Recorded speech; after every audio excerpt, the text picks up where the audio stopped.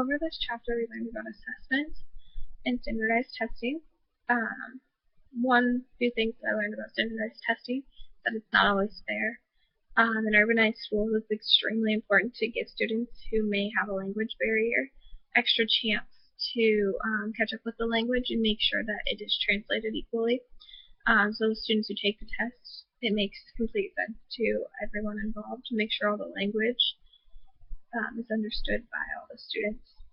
to have an accurate reading on the test. I've seen many concepts and principles used within, especially like my college days, in high school and middle school.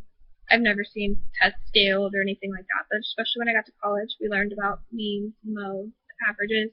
of tests to find out if you did well on a test or if you did not. Especially scaling, which is obviously one of the college students' favorite things, but if the test doesn't go as well, questions are dropped. I've definitely seen this in many of my college classrooms, that if the teacher maybe doesn't make the question to make sense, or something is missing from the question that the students cannot understand, maybe even the material wasn't covered as well, the question will get dropped.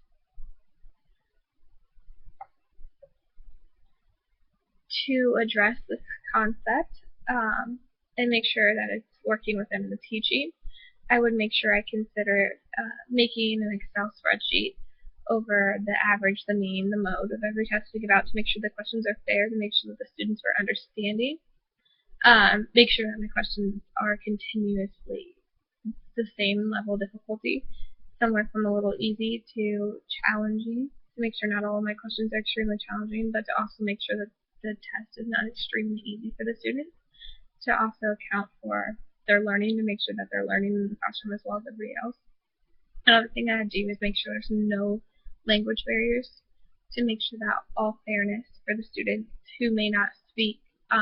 English fluently can understand the tests and the questions, to make sure that when we're testing them,